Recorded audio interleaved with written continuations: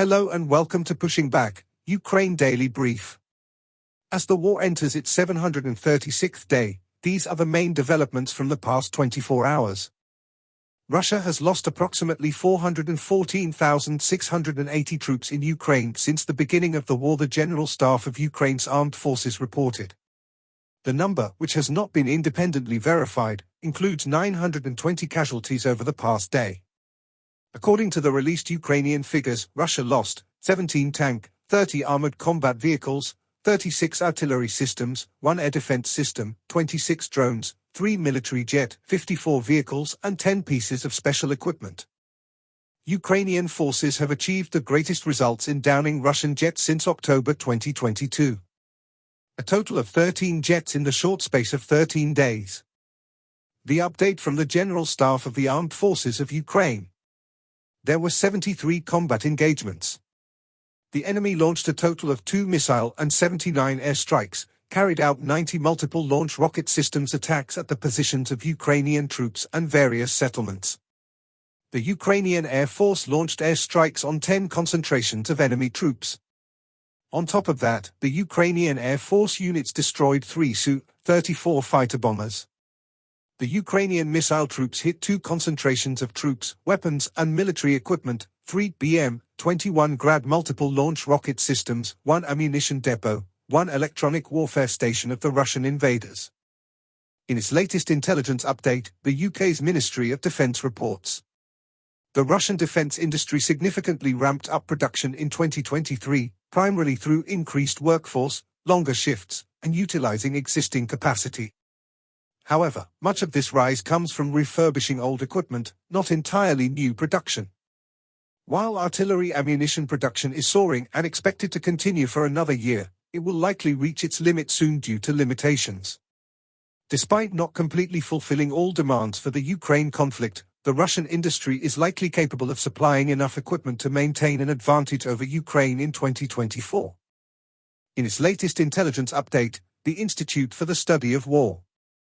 Ukrainian officials are reportedly concerned about the possibility of significant Russian territorial gains in summer 2024 in the event of continued delays in Western security assistance.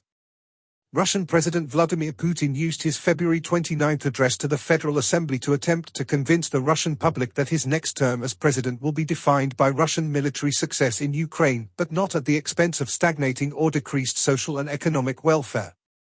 Putin used tired rhetoric about negotiations and nuclear saber-rattling during his Federal Assembly speech, likely to seize on Western attention to the speech to promote ongoing Kremlin information operations. Putin emphasized the Kremlin's domestic focus on 2024 as the year of the family to address Russia's ongoing demographic crisis during his Federal Assembly address. Putin did not respond to the February 28 request from the Congress of Deputies from pro-Russian Moldovan breakaway region Transnistria, but this lack of response still affords the Kremlin several possible courses of action at a later time. Ukrainian forces downed 3 more Su-34 fighter aircraft in eastern Ukraine on February 28 and 29. The Kremlin continues to assert its self-arrogated right to enforce Russian federal law on citizens of NATO member and former Soviet states over actions taken within the territory of their own countries. Armenian Prime Minister Nikol Pashinyan stated that Russian-led Collective Security Treaty Organization is a threat to Armenian security, as Russian officials refuse to acknowledge Armenia's reduced participation in the Collective Security Treaty Organization. The Kremlin has reportedly established high-level positions in all federal bodies to promote patriotism and history within each body, likely aimed at strengthening informational and ideological control over federal employees. Russian state-owned defense conglomerate Rostec head Sergei Chemezov stated on February 29 that Rostec plans to produce a 50 long-range radar detection aircraft on an unspecified schedule because Russian forces require more A-50 aircraft. Russian forces made confirmed advances near Avdiivka. In Zelensky's nightly video, he summarized his recent meetings with various leaders and groups. He highlighted new defense agreements and joint production of artillery with partner countries. He also expressed gratitude for the support Ukraine is receiving in its fight against Russia. He discussed the second Ukraine-Southeast Europe Summit, where they agreed on further cooperation and participation in the Global Peace Summit.